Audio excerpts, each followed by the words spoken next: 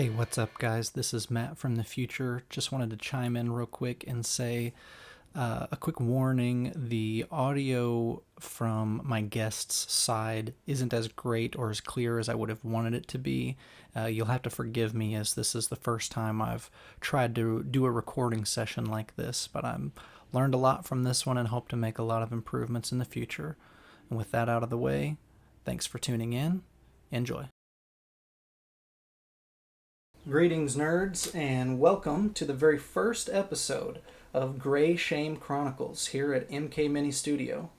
In these installments, I invite you to take some time to catch up on your painting backlog while listening to an interview with a fellow artist. You can also watch us while we paint something from our own piles of Grey Shame. I'm your host, Matt Kinsey, and joining me today is none other than Dragon's Ale Miniatures. He's been painting miniatures for 2.5 years. He has his own business, Dragon's Ale Minis, where he sells the work that he's done.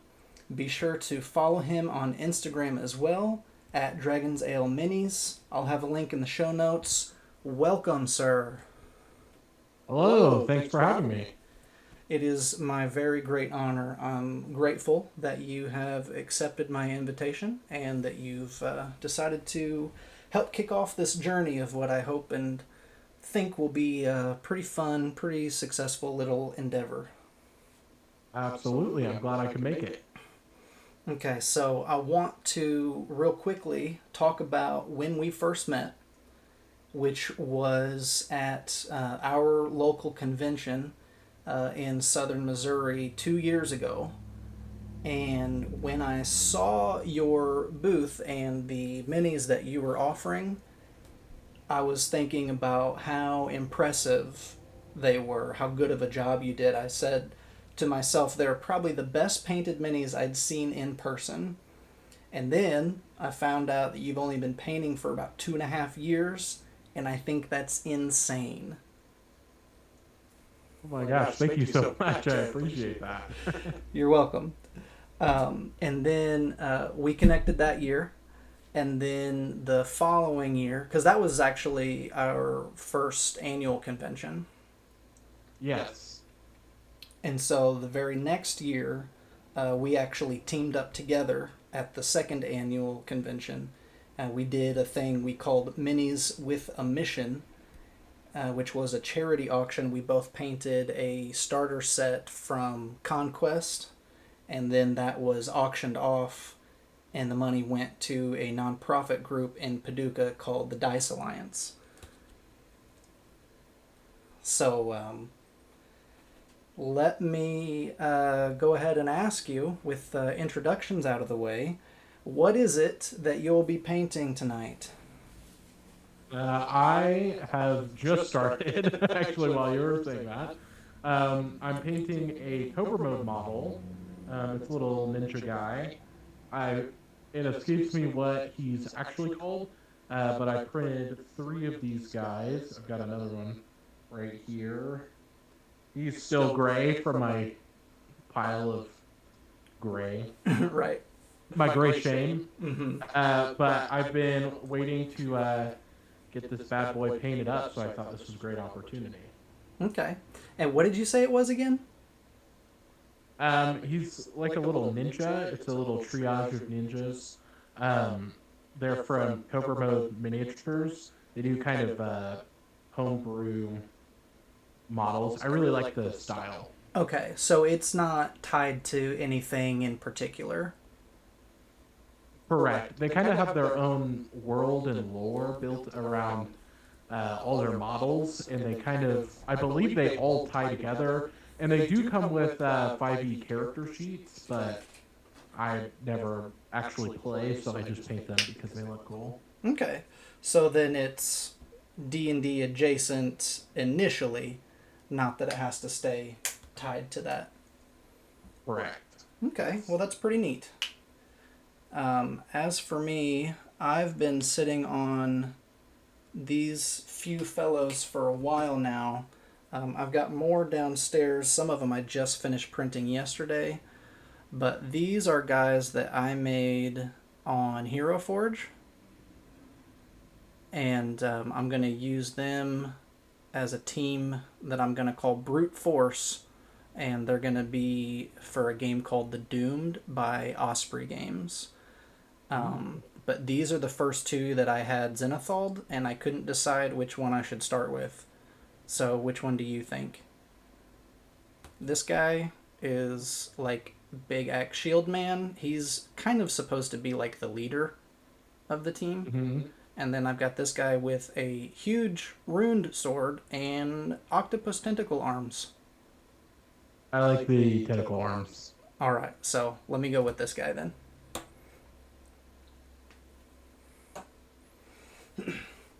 Alright, so next, do you have a favorite tabletop game?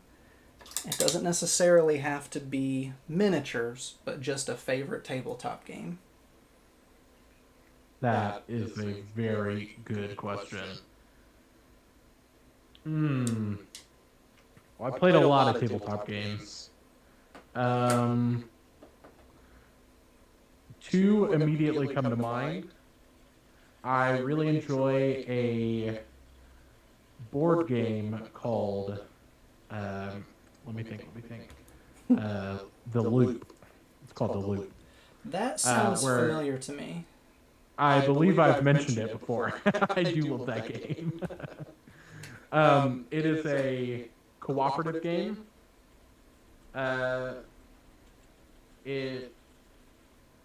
You play as a group of government agents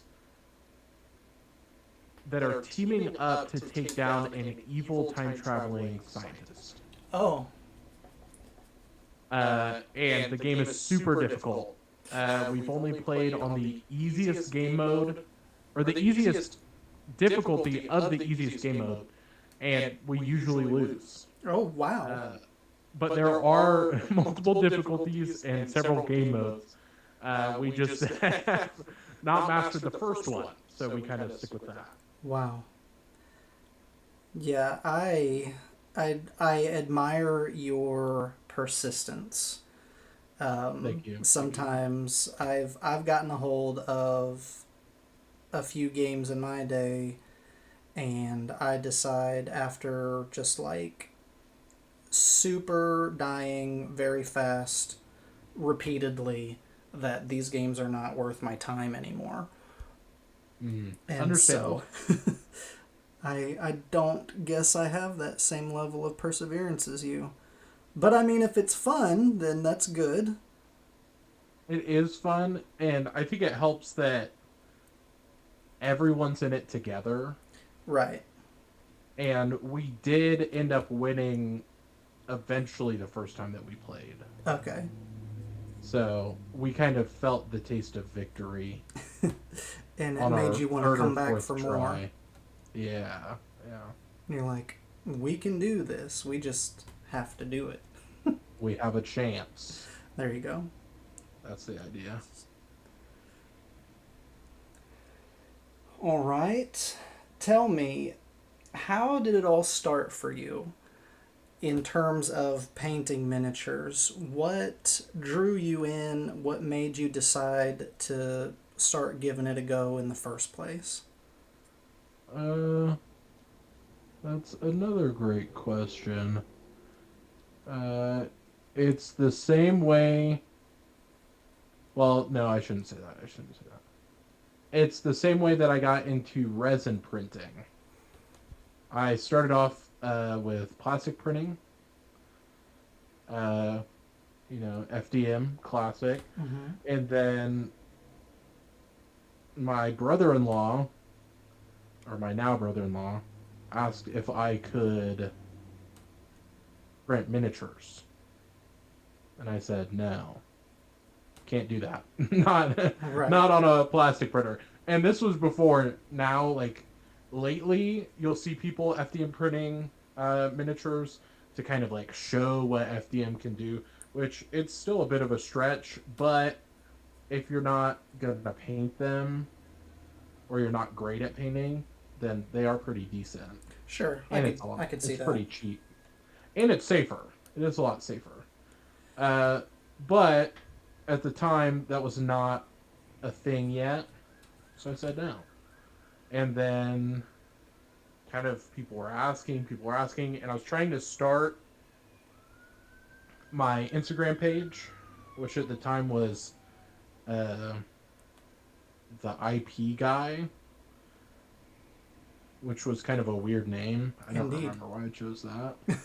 Uh, but I kind of figured that there was more of a market for miniatures, Mm. so I decided to make this switch. Okay. And so I bought a resin printer. I sold things with my plastic printer, bought a resin printer, and then started printing minis. And then people asked if I could paint them for them.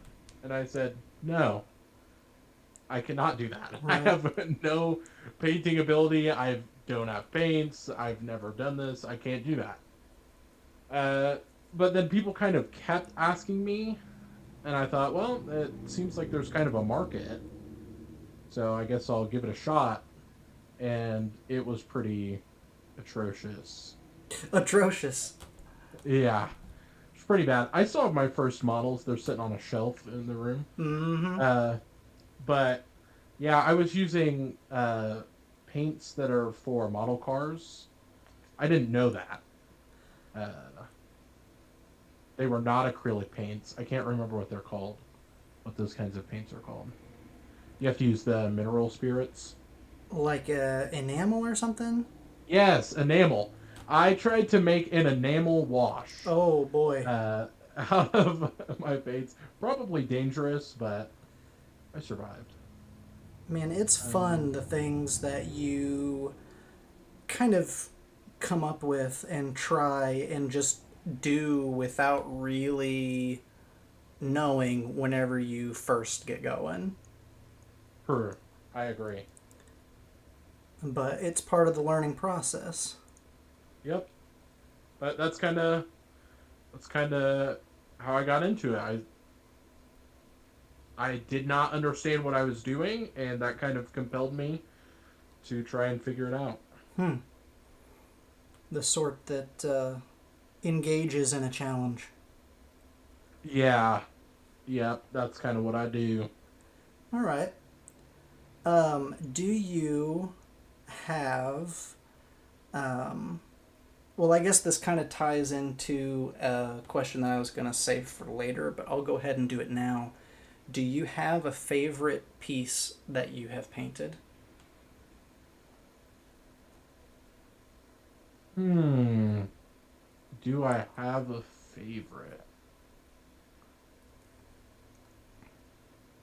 I'm sure that one of them stands out among the others. But I don't. I think the real thing is I've not yet painted something that I was completely happy with. Is that so? Uh, and I think that's kind of. I have a lot of things that I really, really like that I painted.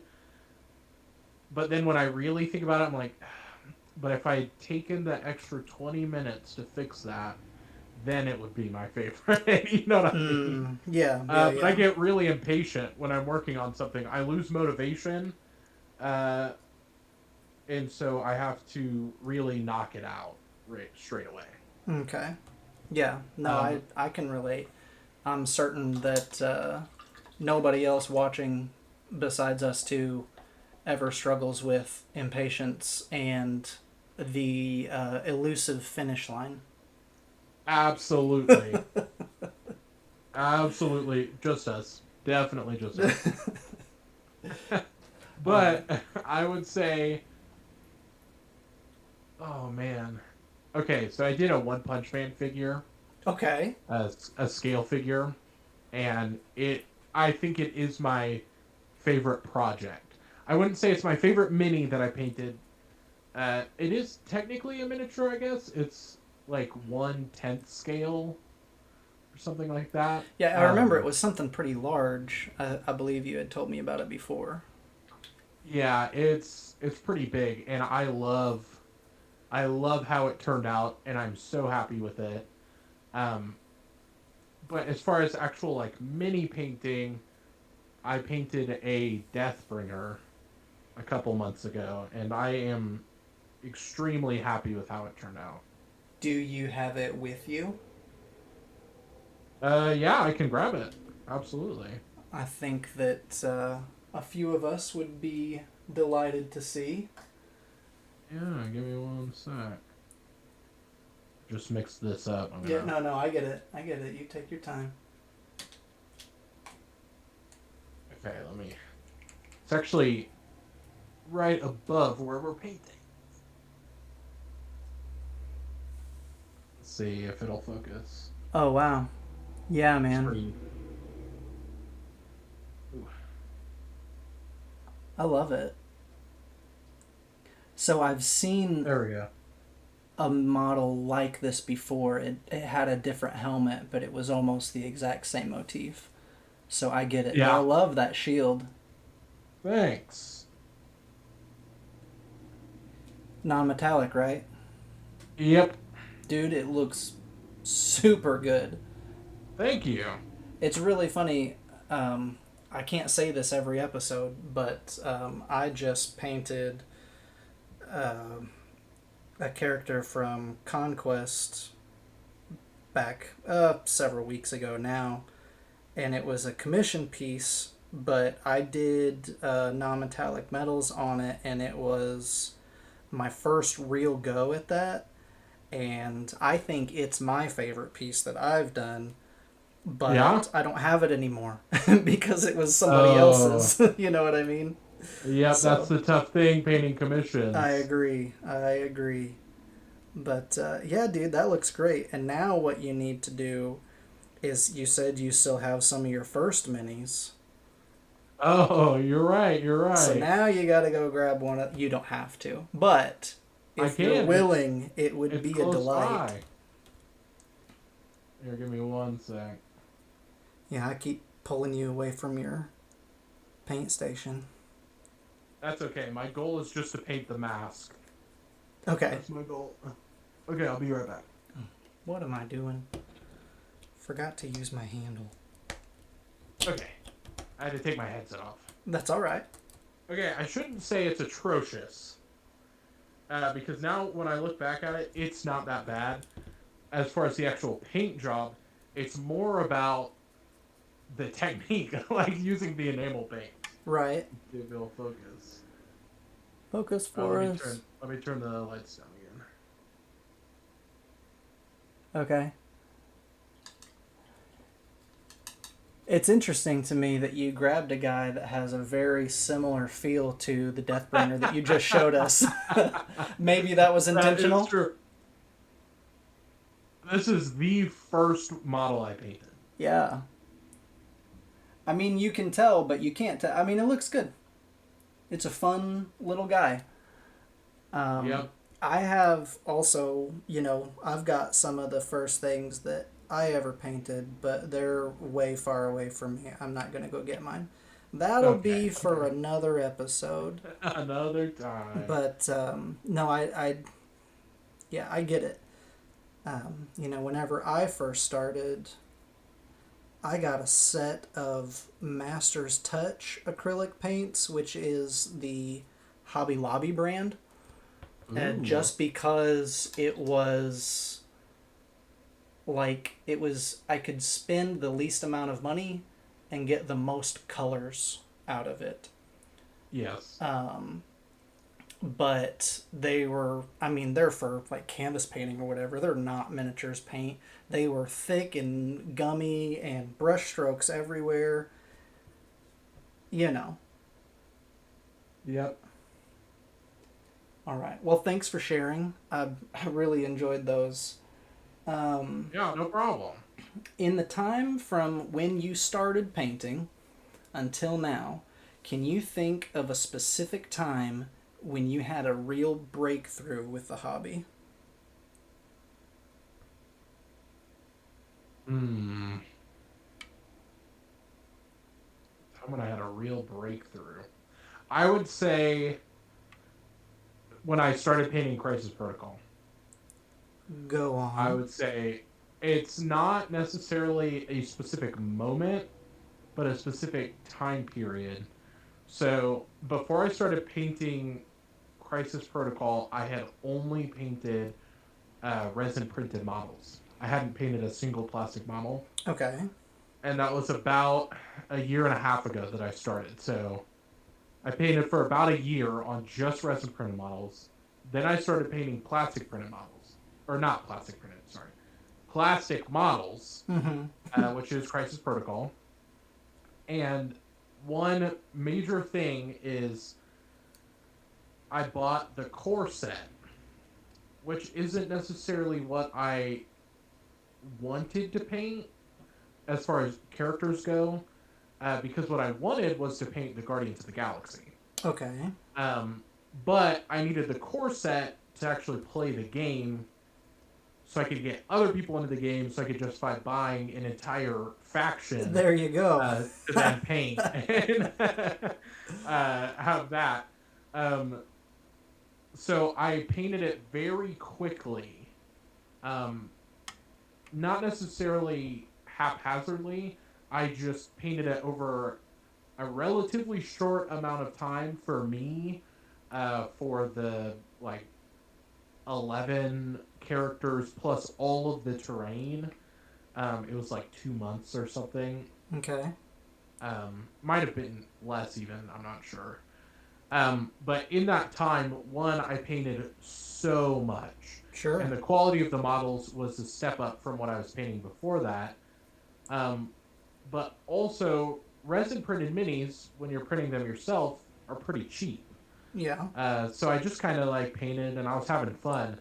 This was a bit more serious when I was like, okay, I spent $20 on this character on this Right. one model. Right. I really got to make it count. I really Mm-hmm. like. I got one shot on this character because resin prints. I mean, it's wasteful, but if you mess it up, theoretically, you could just throw another one on the print bed and print it, and you know, reprime it and do all that other junk. I wouldn't ever do that because there's no need, but you could. You It's super could. cheap. Yeah. Yeah. Yeah. The only cost there really is time. Right. Whereas these, there was a real cost to them, which I guess it really pushed me that every model after the core set, I was trying to paint it better than any other model I painted. Hmm. Um, and I think that's another reason why I paint so slow. I paint maybe a model a week, Right. uh, but it kind of keeps me really, really pushing myself. And in that span of time, I mean, I've got my original core set in the display case with my other models, and you can tell the difference between when I started and where we're at now. Mm-hmm. Sure. And I Yeah, I think that get that. was really my breakthrough was starting painting Crisis Protocol. Interesting. And I mean, the explanation makes so much sense about trying to paint every mini better than the last one that you did. Mm-hmm. And I think that's a great way to look at it, especially from like an artistic standpoint. And it's probably why your work looks so good after such a relatively short amount of time in the field. Like Thank you. I've been painting for I think 9 years now, but I think a ton of your stuff looks so good and better than mine. You did better on that Death Knight than or Deathbringer than I could have. But I do also think that that ties back into the patience, just like you were saying.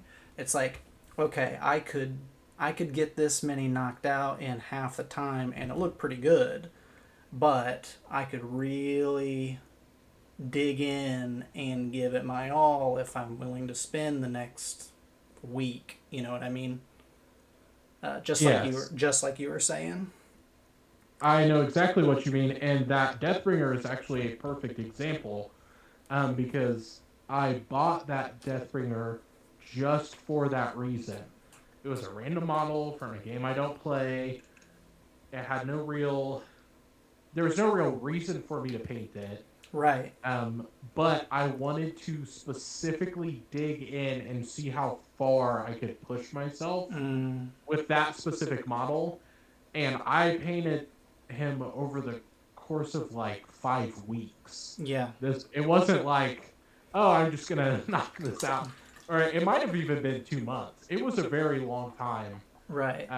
to just be working on a single model. But I was really, really pushing.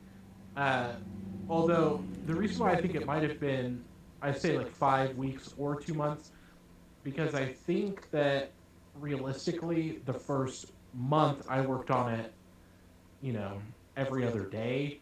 And then the last month, Sure. it was, I would work on him once a week. But I would work for like 4 hours on that Right. one day of the week. Right. Yeah, I mean, that is serious time and dedication. And again, like I said, it shows. So, Thank you. I mean, I look at that non-metallic metal on the shield, and I'm like, I couldn't do that. And I'm like, okay, well, maybe if I took 5 weeks, maybe I Yeah. could. Yeah, exactly. And that's kind of what I wanted to know. I wanted to know if I took the time, could I actually do it? Um, and then it kind of came out not too bad. Not too Pretty bad. good. You're so Pretty humble, good. sir. So was that your first attempt at non-metallic metal? No, no. Actually,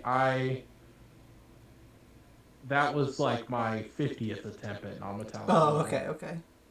Yeah, not even close to my first attempt. Actually, my first attempts were so bad that I went back and painted over them with true metallic metal Right. for a while. And then I started, I think my first true attempt that I kept was my Apocalypse. When Oh, I he's got a non. Okay. in my Crisis Protocol Apocalypse, my wife actually bought him for me. And I was like, okay, it's time. I'm going to really knock this out. And it is pretty good. I think if I did it now, it might turn out better. Um, but it was the first time that it was like, oh, it actually looks like metal. It Right. actually. And then I did like another 10 attempts that looked absolutely horrible.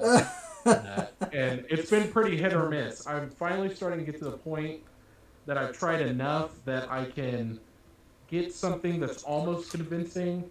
But I imagine that someone who paints it a lot more and better than I do would look at it and say, yeah, that's not great. But it's No. getting there. Yeah. No, I remember seeing that model at a distance. I think that second year at the convention because we're set up next to each other, and I think I saw him in your little display case, but I didn't get a good close up, so I didn't know he was non-metallic like that. Yeah, I probably had them set up. And I do have them in that display case, so you can't get a real good look. Sure, sure. All right. So when it comes to painting and your journey and all the things that you've learned, is there a specific technique that you've learned that you really love or a favorite technique? Uh, my favorite will always be dry brushing. Dry brushing. I'd have to say, yeah. I I mean the before I started painting Crisis Protocol, I dry brushed everything, Right. every single model. I think, and it got to the point where my painting friends, who've been painting for 20 plus years, Yeah. uh, started asking me how I dry brush the way that I do. And I was like, I take a brush and I put it in the paint and rub it on a paper towel and then I paint it. And there you go. Voila. Yeah, I feel like everybody, uh, probably, maybe not everybody, but most of the viewership would know about dry brushing. But in case they didn't, that is the explanation. That's it. you get paint on Yep. your brush, but then you make it dry again. Yep. So, unless you ask Artist Opus, and then they say not to dry it on a brush, or dry it on a paper towel, but I do. What do they say to dry it on? They actually say that it shouldn't be dry. They actually have a little cup with a sponge in it that helps you dampen the brush before you put it in the paint and after you put it in the paint. And you use a texture palette to get it where you want it.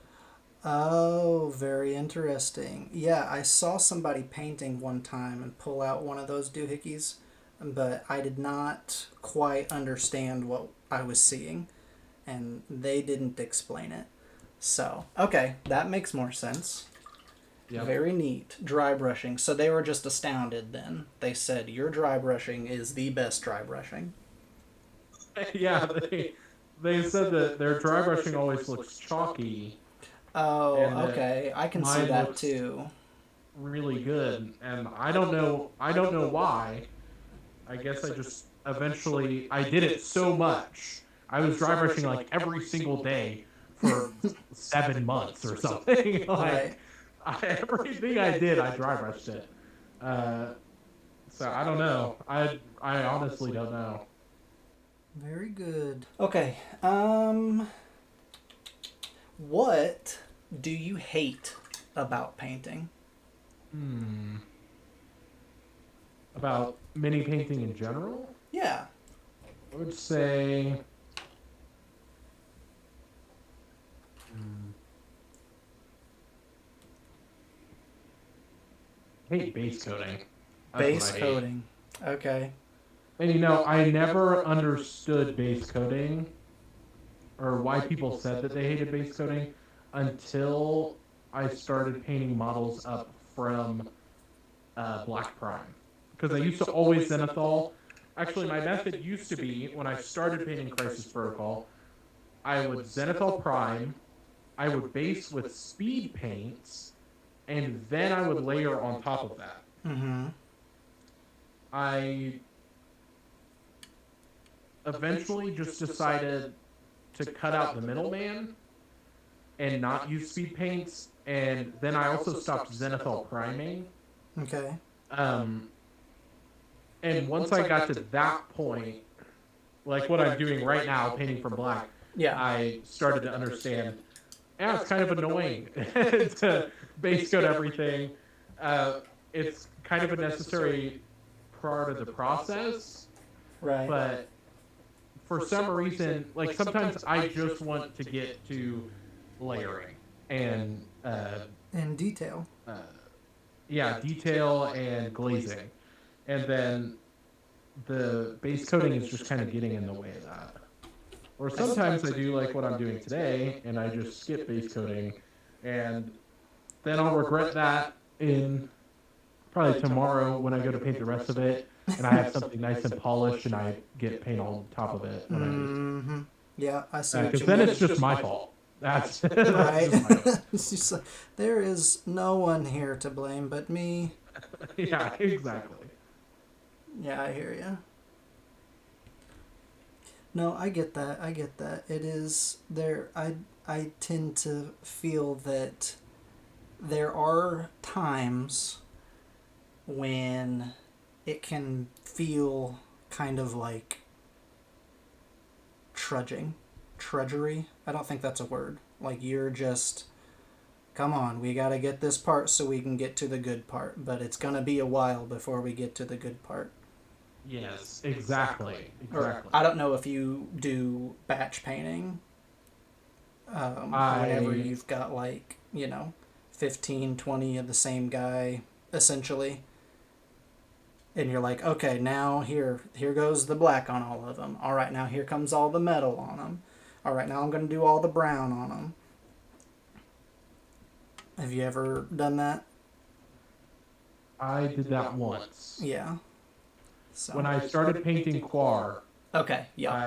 I tried to paint a squad that way. I think I did 3 of them that way. I said, I can never do this again. Just 3 of them, I was like, I can't do this. And I had to resort to just painting one model at a time, like I do. I don't know why, but that really, I can't do it. It hurts I you. just can't do it. It does hurt me. Yeah. No, I get it. I still tend to do it. Like you said, Quar, I just did that whenever I was doing the Quar guys that I painted recently. Or sometimes here recently, Warlords sent me a sprue of Japanese soldiers. So it was about 6 guys, and they're all in their military uniform. So I batch paint them as well. And it is definitely something to be said about perseverance if you're going to go through it in that way. Yeah, and some people are really good, and they do that all the time, and that's their preferred way of painting. But for me, I can't do it. Not I as just can't do much. it. Okay. So, what are some cool projects of yours that you've got on the horizon? Things that you're planning, but you haven't quite got there yet? Yeah. Right now I've been working on a 1/6 scale figure of Frieren from Beyond Journey's End, the anime. Okay. I'm Interesting. very excited about that. So, you already have it? I've been printing it for the last 2 months. Okay, wow. So, Yeah. you said 1/6. Yes. So, I imagine it's quite large. Uh, yes. Yes. I do not know If the you're anime you're equating talking it, about, so. what was that? I said I do not know the anime that you're talking about. Oh, it is very good. If you like D&D, if you like adventure, but if you especially like the storytelling aspect of D&D, I highly recommend. Um, if you're just strictly into Shonen Jump anime, aka you like punchy punchy, this is not for you. Because A one of lot my of favorite talking things heads. about it is the first, I'd say the first 3/4 of the series skips all of the fighting. You don't see Interesting. any of the fighting. They do everything before the fighting and everything after the fighting, but they do not show you the fighting because that's not what it's about. Hmm. It's about the characters and the art and the world, and it's just really well done. Hmm. It's phenomenal, Yep. and I'm very excited for the figure. Very, very excited. Okay, and what did you say that was called again? Frieren Beyond Journey's End. Here, actually, if you want, I will. I need to let this paint dry. I'm getting moving too quick on it. I'll go grab the. I'll go grab part of it so you can see the scale. Sure. Okay, I'm back. He's So for a back. frame of reference, here's the model we have. Uh huh. In my hands, and here's That is the head. Yeah. yes. It's gonna be huge. Yeah, it is a large project. Right. I mean, it. If you're talking bottles of resin, it is two. It is almost 3 bottles of resin. Yeah, that's insane. Yeah, very large. That's cool though. I I have not ever attempted to print anything. I do a whole lot less printing than you do. Like I printed these guys and maybe 20 other things total. But I've certainly never pushed that hard into anything where I'm using that much resin. I'm still at the point in my journey where I'm like, um, I don't want to say stingy, careful. I'm careful with my resin, and I'm like Mm. spending all that on just one thing. But I mean, come on, it's gonna be super cool in the end. There's no way it won't be. Yes, it is definitely a risk. It's a risk for sure. So maybe, hopefully, we can get an update from you sometime on that. Absolutely. My hope is to have it done um, by April. April. Okay. So then you're going to give it to me for my birthday. Mm. Months of work, not counting the printing and resin costs, just to be a great friend and Yep, say, just for here you. you Just for you. go. From the anime you haven't seen. You don't even know what it is.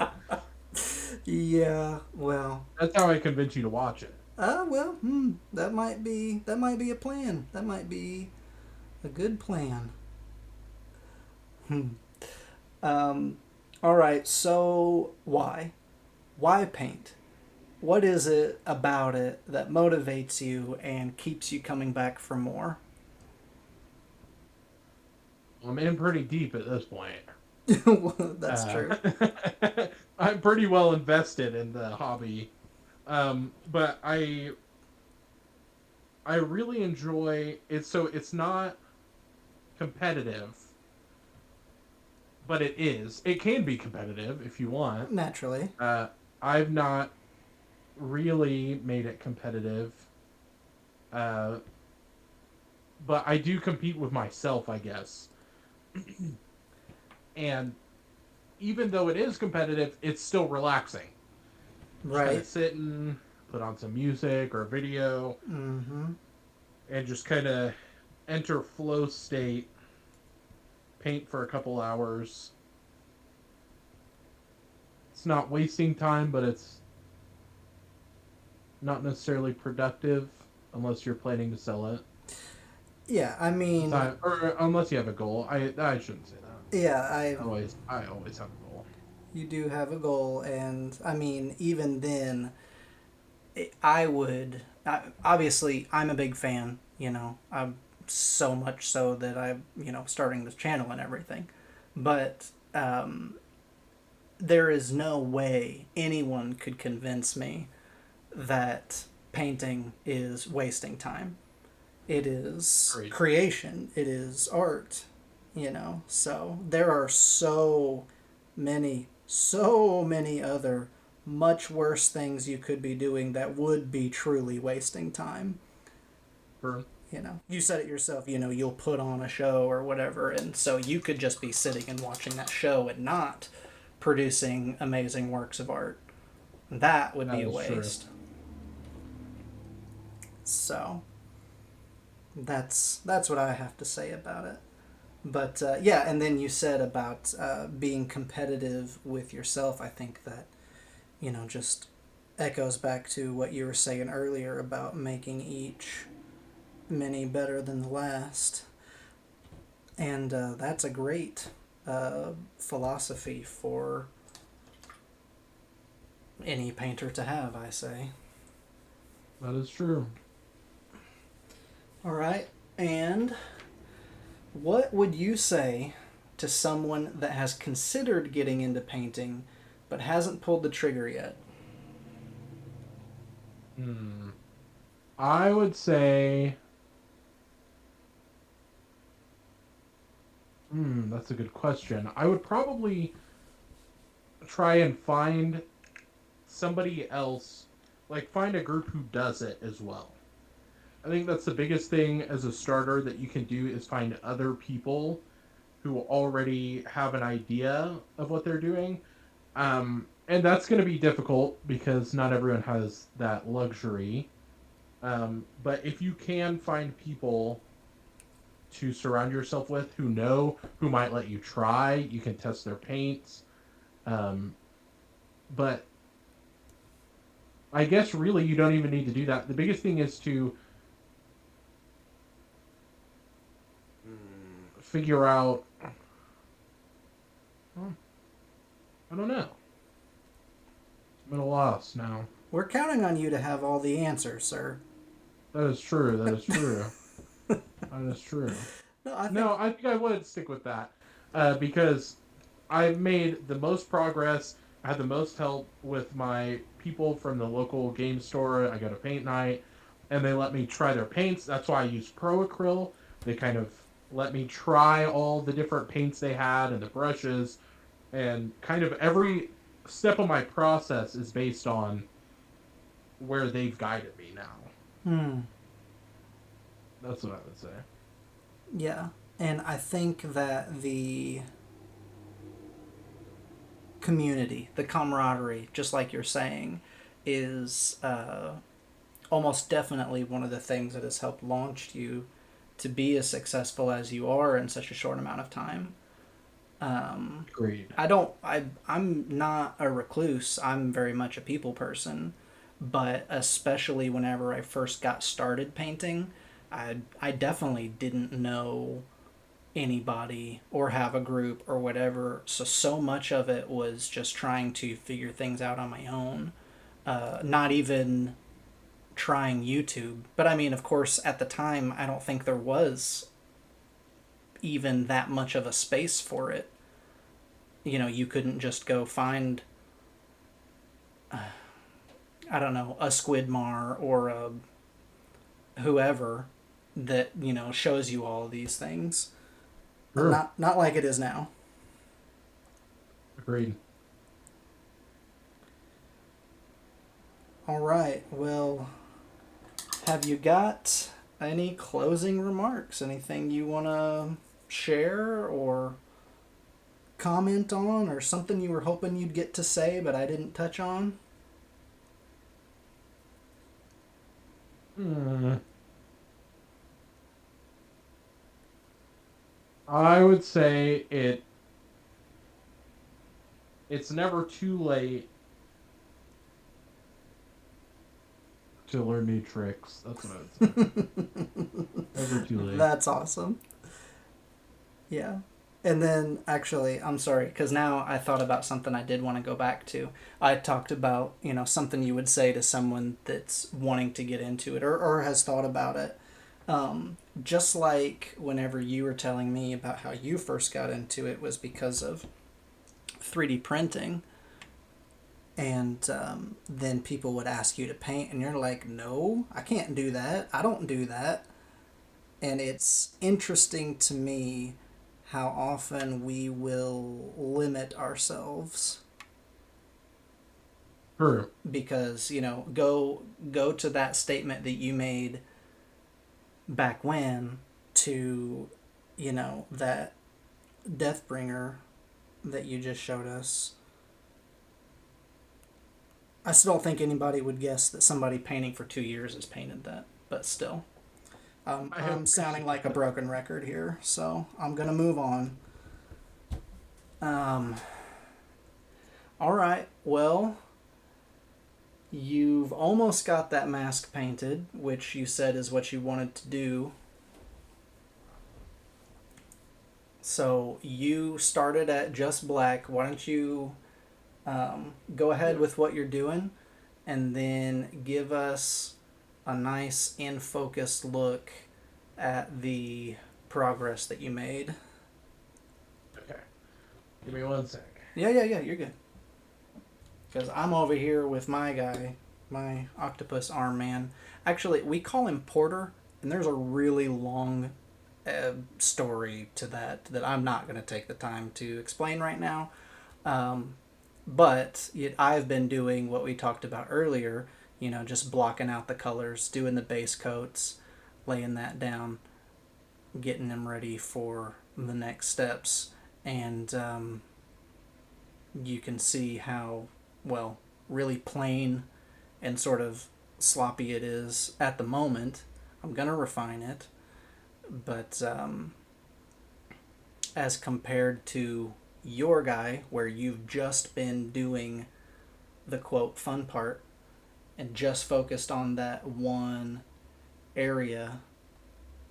So I want to see kind of what it looks like in this relatively short amount of time. Absolutely. Trying to figure out how I should place this highlight. Also, I just I knocked him off my handle. Oh no! That's okay. That's okay. Okay, I'm just gonna touch this up real quick. Yeah. Take your time. You can't rush art. I know I was going to say something else and I lost it. Oh, I was going to talk about what you mentioned earlier about just starting with black and layering up from there and not worrying about zenithal. And honestly, I need to start doing that too because half the time I do not properly use my wet palette and I put my paint on too thick and it just covers up all the work that the zenithal did anyway. So, yep, I need to get on board with that. So, we almost saw him. Yeah, I'm gonna put some matte varnish on. My lights it's kind of glaring. Okay, I gotcha. There's a tip that would be good. If you're starting out, the biggest tip I would say is to learn your paints. And the only way you can learn your paints is just to keep painting. Okay. Because you'll hear people talk about, they'll say, I prefer this paint from this brand or this paint from this brand, or I only use this paint if I'm doing this kind of work, or blah, blah, blah. And that was super confusing for a long time. But then once I used these paints for about a year, I'm like, oh, I get it. I hate these colors because of the way they react when you mix them with these colors. And right. When you try to water them down, or these ones you can use water, but these ones you have to use glazed medium or those kinds of things. You only find that out just by doing the thing. It doesn't just happen. That's right. You don't buy them and just, oh, that's how this works. Trial and error. Yep. And of course, I mean, there is something to be said about what works for you. Obviously, you can say that about anything to anyone, and there also obviously are, foundational skills and techniques. But once you kind of work through those and, have had practice, then you're going to be like, okay, yes, 2 thin coats, that's the way for me. But I've got another friend who's like, yeah, I just slop it on. I like it really thick. I'm like, okay, sure. So. Yeah. And that is the biggest thing, like you said. It is whatever works for you. But that kind of goes with the same thing. You can't figure out what works for you unless you just do it. You do you? Is that what we're saying? Oh, yep, you do you. But you'll hear it as you go. People will say, oh, you need to do your wet palette this way, or you need to do your wet palette that way, or don't use metallic paints on your wet palette, or don't use washes on your wet palette. Right. And they say a lot of things, and I'll be honest, I've been using this sponge and this wet palette for over a year now, and I put metallics and speed paints and everything all over this thing. I'm covering my ears. It has had no issues, and it even came with multiple pads, and the other one is sitting right here, over a year old. I have dozens of these pads, because I go through the papers. That's right. And I never change out the pad. Or you'll get people like Miniac.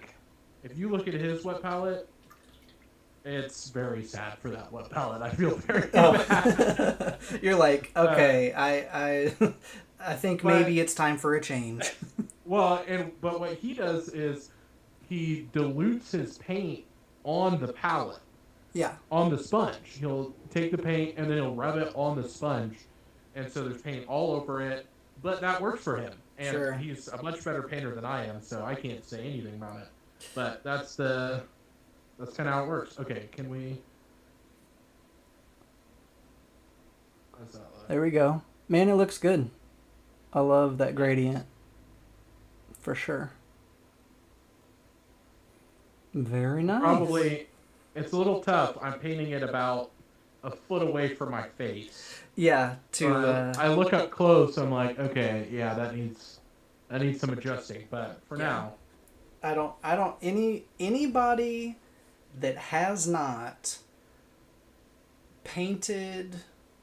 recorded themselves painting should not start, because it is crap. It is so much harder to film yourself painting something. I mean, if you want any kind of a decent shot anyway. that is true. So I've seen, if we're getting, okay, he's just going to sit there like that. If we're getting into tech talk, I have seen Coopertown Hobbies has posted a video of him painting with his setup. It was like B-roll, and one of his videos was just him at his setup, and he has a TV on the wall above that shows what the camera sees. right. And he has a camera set up behind him Mm-hmm. that looks over his shoulder, Right. and it focuses on the model, Right. and it gets phenomenal results, and he can get it right up in his face. Right. But unless you've got the cameras and the equipment, you gotta you gotta put a Right. camera or phone holder right in front of your face. Right. So So it is an investment if you're gonna go that route. So that is some true. of us are in our starting stages. Very, very true. All right. Well, thank you so much, Dragon's Ale Miniatures, for joining me today. It's been a pleasure. Absolutely, I had a great time. Excellent. I'm glad to hear it. Anybody watching, please let us know in the comments what you think about this style of episode, and let us know what kind of questions you have, either for Dragon's Ale Minis or for my future guests, things that you'd like me to ask. Make sure that you follow Dragon's Ale Miniatures on his Instagram page, and you can follow me as well there, and TikTok and YouTube. Thank you so much for tuning in. Until next time, be blessed and happy painting. Okay guys, here's a look at the final reveal for the figures we were painting. Here's the ninja guy that Dragon's Ale did. And here's Porter. But I actually did get finished with both of my figures, so here's Bruce. Thanks again for watching, and hope you enjoyed the first episode of Grey Shame Chronicles. Let us know in the comments what you thought, and reach out with any questions you might have for me or for Dragon's Ale Minis. Until next time.